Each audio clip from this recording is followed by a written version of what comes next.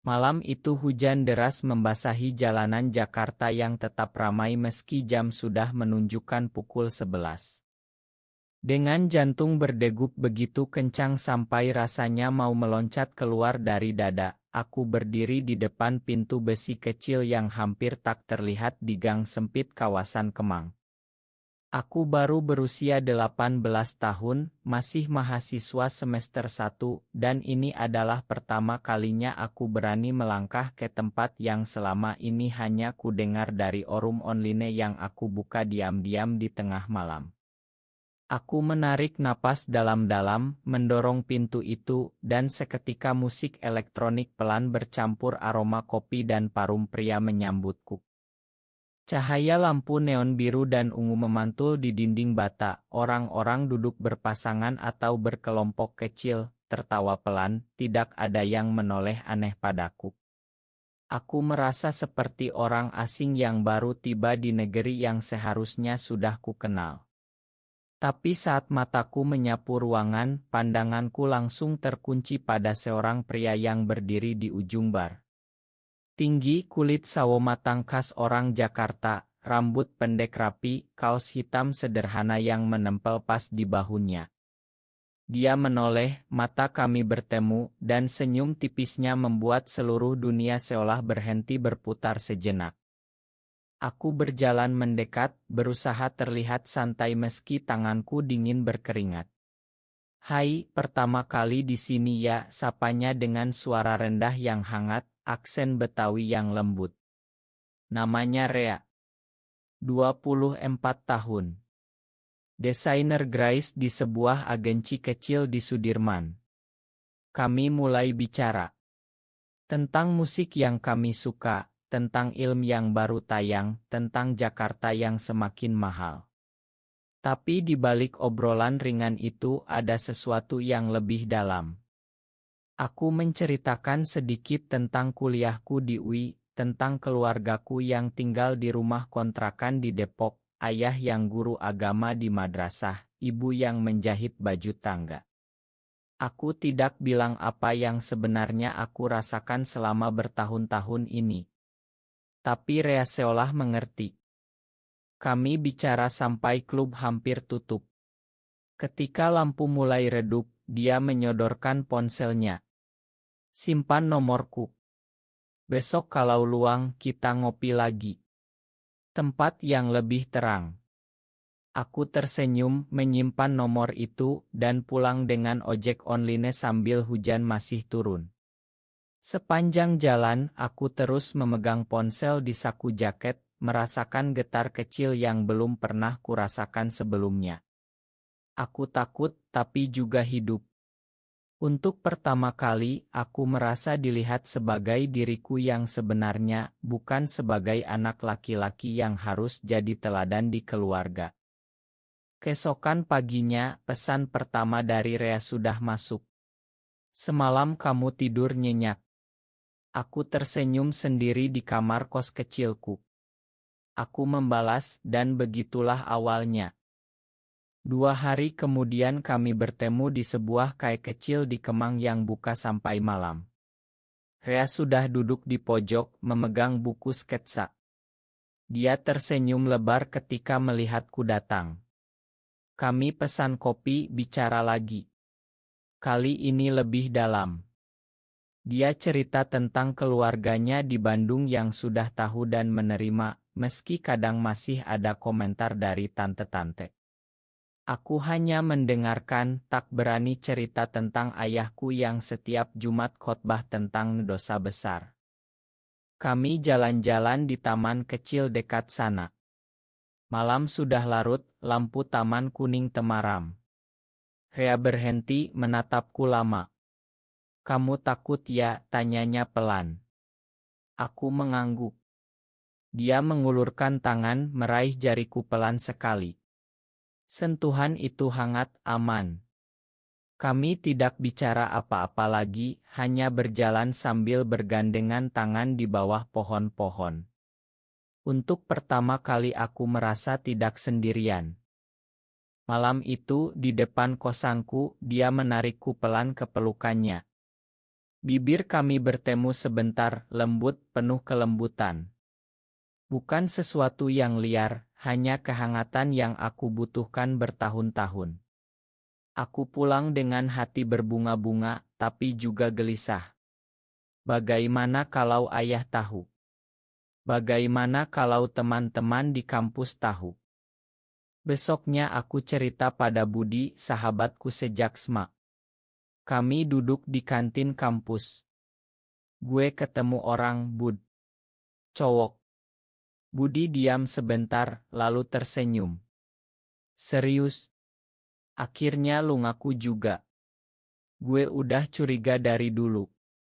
Dia peluk aku, bilang dia tetap teman. Aku menangis di bahunya. Hari itu rasanya dunia lebih ringan. Rea dan aku mulai sering bertemu. Kami nonton film di bioskop sepi, makan malam di warung tenda pinggir jalan, bicara sampai pagi lewat chat. Setiap kali bertemu, aku merasa semakin mengenal diriku sendiri. Aku bukan lagi anak yang selalu pura-pura kuat di depan keluarga. Aku mulai belajar mencintai diri yang selama ini aku benci. Bulan ketiga hubungan kami, aku mulai membawa Rea ke tempat-tempat yang lebih berani. Kami pergi ke Pantai Anyer akhir pekan, menginap di penginapan kecil. Di sana, di bawah bintang, Rea bilang untuk pertama kali, "Aku sayang kamu, Andi." Aku menjawab dengan suara bergetar, "Aku juga." Kami berpelukan lama di pasir dingin, mendengarkan ombak. Tapi di Jakarta, tekanan mulai datang. Ayah mulai bertanya kenapa aku sering pulang malam. Ibu melihat senyumku yang berbeda. Aku mulai berbohong lebih sering. Budi juga mulai khawatir. Hati-hati di Jakarta kecil. Kalau ada yang lihat kalian berdua. Suatu malam, di sebuah acara kampus, seorang teman lama Budi melihat aku dan Rea keluar dari bioskop. Dia tidak bilang apa-apa saat itu, tapi 2 hari kemudian gosip mulai menyebar pelan di grup wa angkatan. Andi dekat sama cowok. Aku panik. Rea tenang. Kita hadapi bareng, katanya. Aku mulai membawa Rea ke rumah teman-teman yang sudah tahu. Mereka menerima kami dengan baik. Untuk pertama kali aku merasa punya komunitas. Tapi di dalam hati aku masih takut pada keluarga. Ayahku sering bilang, laki-laki harus laki-laki. Aku takut kalau dia tahu, semuanya akan hancur. Puncaknya datang di bulan kelima. Budi dalam keadaan mabuk di pesta ulang tahun teman, tanpa sengaja bilang pada sepupu yang kebetulan datang. Keesokan harinya, ayah menelepon. Suaranya dingin. Pulang sekarang. Aku pulang ke Depok dengan tangan gemetar. Ayah duduk di ruang tamu, wajahnya merah. Ibu menangis di dapur. Kamu seperti itu, tanya ayah dengan suara yang hampir tidak kukenal. Aku tidak bisa bohong lagi. Aku mengangguk. Ayah berdiri, memukul meja. Kamu bikin malu keluarga. Guru agama anaknya gini. Ibu menangis lebih keras. Mereka menyuruhku berhenti ketemu Rea. Mereka bilang akan mencarikan ustadz untuk mengobati aku. Malam itu aku lari ke rumah Rea. Aku menangis di pelukannya. Rea memelukku erat. Kita cari jalan, katanya.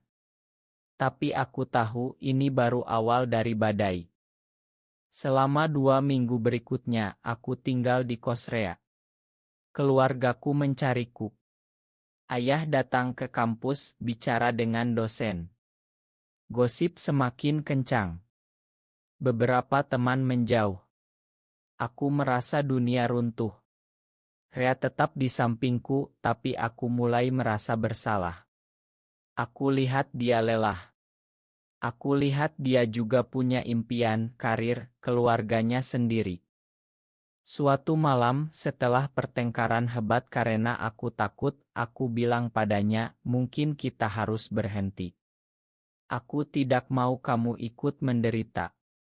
Rea menangis. Itu pertama kalinya aku lihat dia menangis.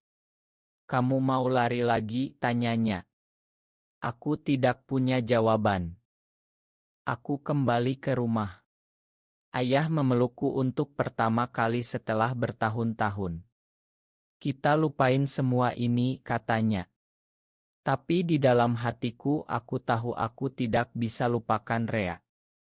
6 bulan kemudian aku sudah pindah ke Bandung bekerja paruh waktu sambil kuliah lanjutan. Aku masih hubungan dengan Rea, tapi lebih hati-hati. Keluargaku mulai menerima pelan-pelan. Ibu kadang kirim pesan jaga kesehatan. Ayah belum bicara langsung tapi tidak lagi marah. Aku belajar bahwa hidup bukan tentang menyembunyikan diri atau mengorbankan segalanya. Hidup adalah tentang berani berdiri sebagai dirimu sendiri, meski dunia tidak selalu siap. Rea masih di Jakarta, tapi kami bertemu setiap bulan. Cinta kami tidak hilang, malah semakin kuat. Sekarang, setiap kali aku lihat anak muda 18 tahun yang bingung dengan dirinya sendiri, aku ingin bilang, jangan takut mencari tempatmu. Apakah benar bahwa kebahagiaan pribadi harus selalu dikorbankan demi harmoni keluarga? Benar atau salah?